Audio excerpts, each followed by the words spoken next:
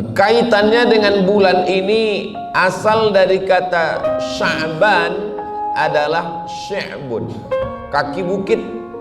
Sebagaimana petani sudah mulai turun dari gunung, begitu jugalah orang beriman sudah mulai mempersiapkan diri untuk beramal di bulan Sya'ban, yang puncak amalnya nanti ada pada malam Lailatul Qadar di bulan Ramadan. Makna yang kedua adalah tasya'abat fihil barakah, diambil dari kata syu'bah.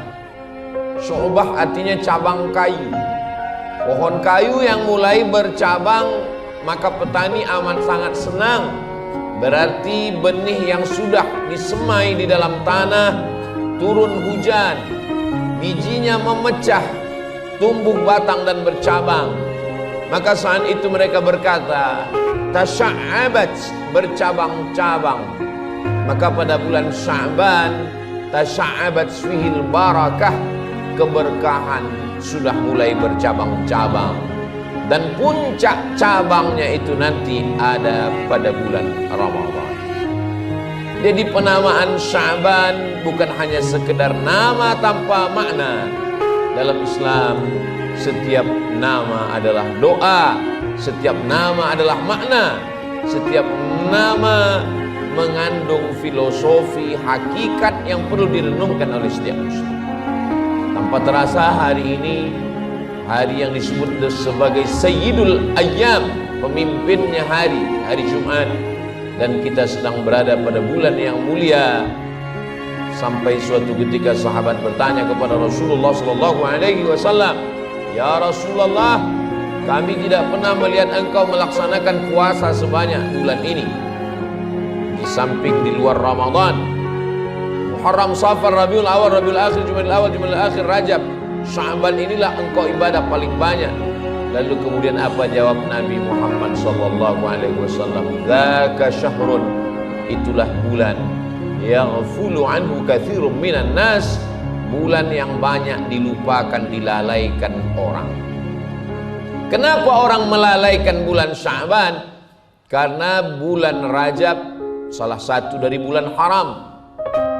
Zulqa'dah, Zulhijjah, Muharram. Lalu ada satu bulan yang terpisah, itulah dia bulan Rajab. Sedangkan bulan Ramadan bulan yang dimuliakan orang, karena di dalamnya lailatun khairum min alfi syahrin, ada satu malam lebih baik daripada 1000 bulan. Ada bulan di antara dua bulan mulia, di antara bulan Rajab dan bulan Ramadan. Dzaka syahrun, itulah bulan yaghfulu anhu katsirun minan nas, yang banyak dilupakan, dilalaikan orang. Beribadah pada waktu yang dilalaikan orang, maka kualitasnya tinggi dan balasannya besar. Mana waktu yang dilalaikan orang? Tengah malam, semua orang tertidur, terlelap. Maka pada saat waktu dilalaikan orang, ada hamba Allah, wan nasu niyam, pada saat manusia sedang tertidur, dia melaksanakan ibadah kepada Allah. Tahajud, itulah mengapa pahala tahajud itu besar, karena waktu yang dilalaikan. Dan ada satu bulan yang dilalaikan orang, tapi hamba Allah justru menyibukkan diri dengan ibadah. Bulan itu bernama bulan Sya'ban, bulan yang bercabang keberkahan, bulan yang petani mulai turun ke kaki bukit, bulan yang dilupakan. Tapi ada orang yang tidak pernah melupakan Allah, karena pada hakikatnya semua hari sama, semua bulan sama. Hanya saja Allah melebihkan satu di antara yang lain, supaya orang beriman berlomba-lomba. Wa fi dzalika falyatanafasil mutanafisun. Pada kemuliaan itu orang-orang beriman berlomba untuk mencari kemuliaan yang datang dari Allah Subhanahu wa ta'ala. Sampai-sampai kana Nabi sallallahu alaihi wasallam yasumu Sya'bana kullahu. Nabi melaksanakan bulan Sya'ban ini puasa kullahu, semuanya. Pendapat yang pertama mengatakan makna kullahu adalah mu'azzamahu, bukan satu bulan penuh, tapi hampir keseluruhan. 27, 28, 29. Sampai-sampai Sayyidatuna Aisyah tidak bisa membedakan, padahal suaminya serumah dengannya. Dan Sayyidatuna Aisyah adalah Ummul Mukminin, ibunya orang beriman, istri Nabi Muhammad SAW. Aku sangka dia tidak berpuasa, ternyata dia berpuasa. Aku sangka dia tidak berpuasa, ternyata ia sedang berpuasa. Istri sendiri pun tidak tahu bahwa suaminya sedang berpuasa. Begitulah hebatnya puasa Nabi Muhammad SAW pada bulan Sya'ban. Pendapat yang pertama mengatakan makna kullahu, sebagian besar hari-harinya diisi dengan puasa. Pendapat yang kedua mengatakan makna kullahu, memang Nabi Muhammad SAW pernah melaksanakan puasa di bulan Sya'ban full 1 bulan, tapi tidak setiap tahun. Pernah beberapa tahun, karena Nabi menjalani puasa di kota Al-Madinah Al-Munawwarah itu dari mulai awal hijrah sampailah beliau meninggal dunia pada tahun 11 bulan Rabiul Awal, dan beberapa kali melewati bulan Sya'ban, dan pernah bulan Sya'ban itu beliau laksanakan puasa penuh 30 hari. Jadi kalau ada orang yang berpuasa penuh 30 hari di bulan Sya'ban, maka perbuatannya itu sunnah karena pernah dilaksanakan Nabi Muhammad sallallahu alaihi wasallam. Mengapa puasa? Karena puasa adalah ibadah yang dinisbatkan kepada Allah Subhanahu wa taala. As-shaumu li, puasa itu untukku, kata Allah. Semua yang dinisbatkan kepada Allah, walaupun dia rendah, hina, menjadi mulia. Hamba bukan apa-apa dan bukan siapa-siapa.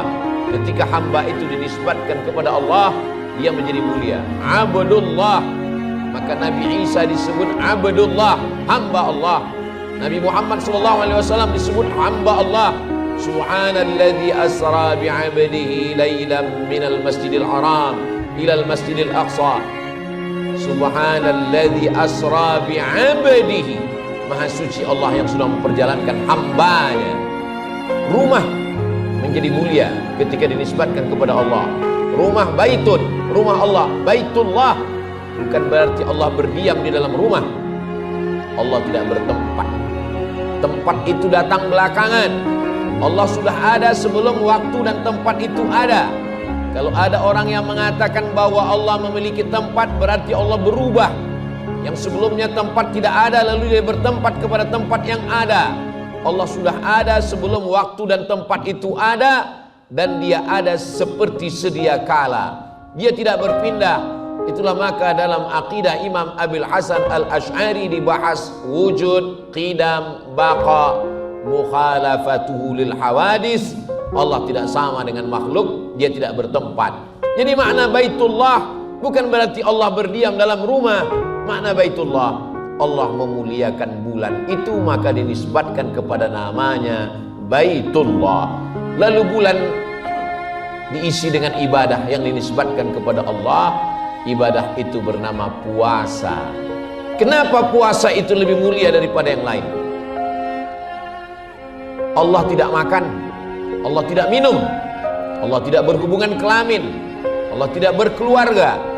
Maka pada saat berpuasa, orang sedang berakhlak dengan akhlak Allah Subhanahu wa ta'ala.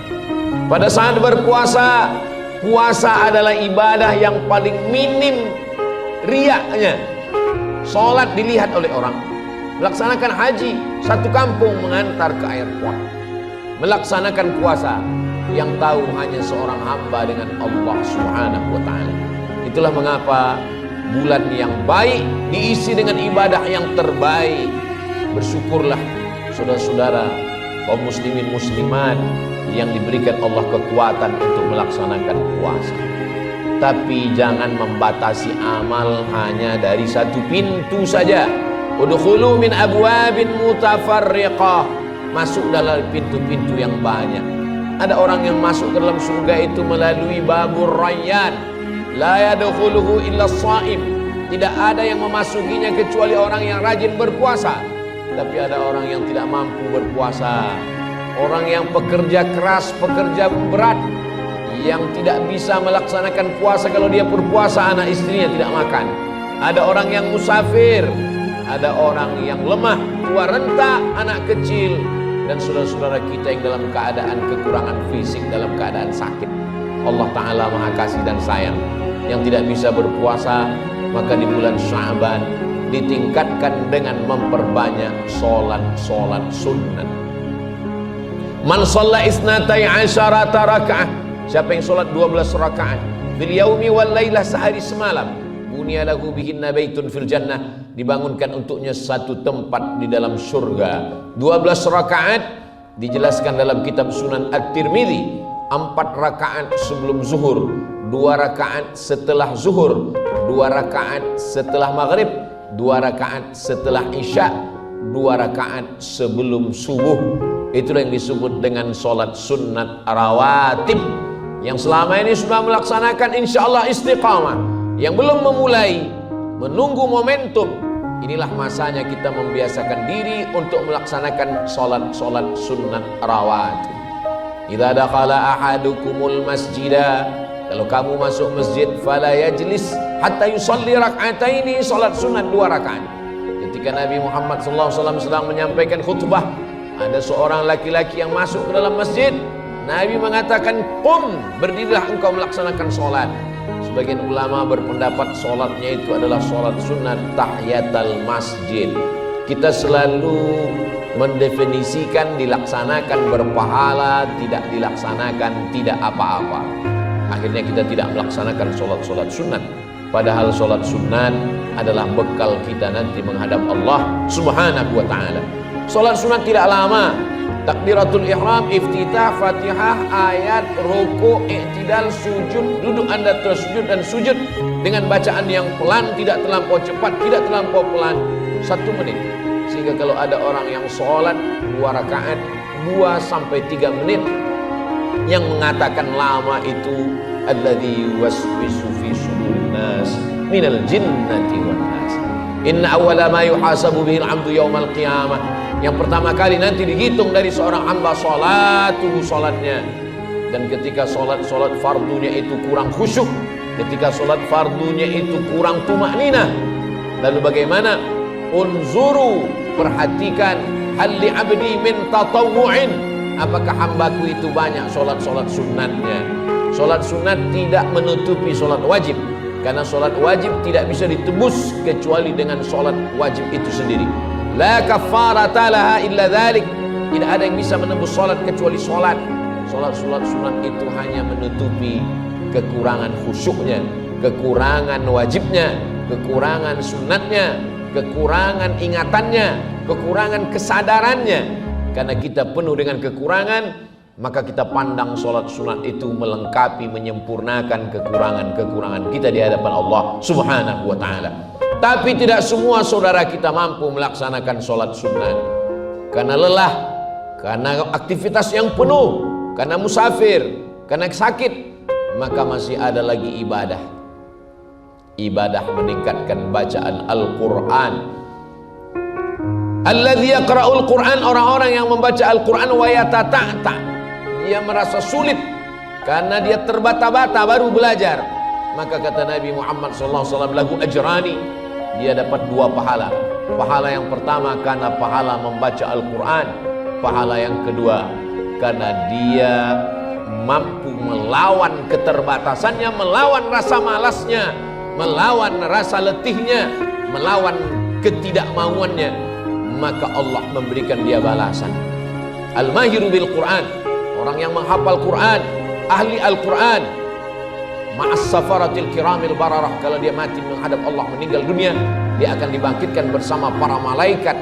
Mereka adalah guru-guru kita, para kiai, para ajengan, para habaib, para alim, para ulama.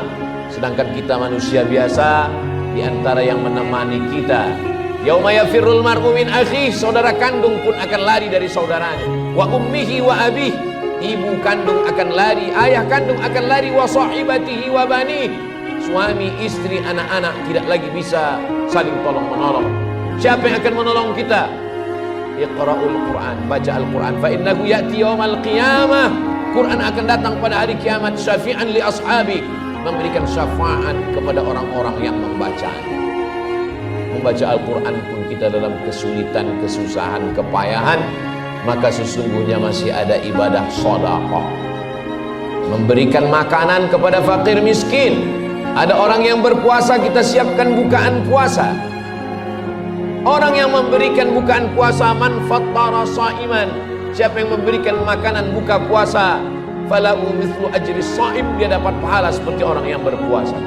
Mathalul ladzina yunfiquna amwalahum fi sabilillah, perumpamaan orang-orang yang bersedekah di jalan Allah, kamathali habbah, seperti menanam satu benih, ambatat sab'a sanabil, menumbuhkan 7 bulir, 7 cabang. Wa fi kulli sumbulatin mi'atu habbah, dalam satu cabang ada 100. Wallahu yudha'ifu liman yasha, Allah melipat gandakan lebih daripada itu. Wallahu wasi'un alim, karunia Allah maha luas. Jangan hanya terpaku pada satu ibadah saja.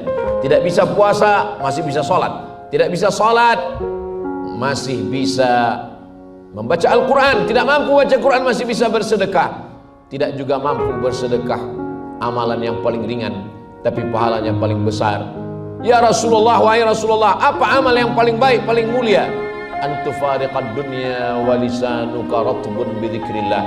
Engkau mati meninggalkan dunia, lidahmu dalam keadaan basah berzikir, mengingat Allah. Subhanallah zikir, alhamdulillah zikir, Allahu akbar zikir, Allahumma salli ala sayyidina Muhammad wa ala ali sayyidina Muhammad juga zikir. Astaghfirullahalazim juga zikir. La haula wala quwata illa billah juga zikir. Afdalu zikri seafdal zikir la ilaha illallah. Berapa jumlah zikir? Ya ayyuhalladzina amanu, wahai orang beriman, uzkurullah, berzikirlah mengingat Allah, zikran katsira, sebanyak-banyaknya, tidak ada batasan. Lalu kenapa ada orang yang membatasi zikirnya 100, 200, 500, 700, 1000 untuk menghitung bahwa dia sudah berzikir? Amalan itu boleh. Sahabat Nabi bernama Abu Hurairah membuat 1000 simpul tali, karena waktu itu belum lagi ada tasbih. Beliau menghitung zikirnya dengan tali yang disimpul, lalu memetik simpul-simpul tali sebelum tidur malam. Silakan bertasbih, berzikir, salawat 1000, istighfar 1000, tahlil 1000, tasbih 1000. Perbuatan itu bukan bid'ah, untuk menyadarkan apa yang sudah kita lakukan beribadah kepada Allah Subhanahu wa ta'ala. Puncak daripada ibadah adalah mengingat Allah. Puncak dari mengingat Allah adalah mencegah diri dari perbuatan keji dan mungkar. Banyak orang berzikir di masjid, banyak orang berzikir di Masjidil Haram, banyak orang berzikir ketika sedang bersama para ulama. Puncak zikir adalah ketika zikir mampu menahan diri dari maksiat. Ketika berzikir di tempat orang yang tidak berzikir. Ketika zikir tidak lagi bermakna mengingat, tapi zikir mengingatkan kita kepada Allah di saat lalai, di saat lupa, di saat hampa, di saat kosong. Zikir itu yang mengingatkan kita, karena kita selalu mengingat Allah Subhanahu wa ta'ala. Barakallahu li wa lakum fil Qur'anil 'azim wa nafa'ani wa iyyakum bima fihi minal ayati wadh-dhikril hakim wa taqabbala minni wa minkum tilawatahu innahu wal ghafurur rahim. Bismillahirrahmanirrahim.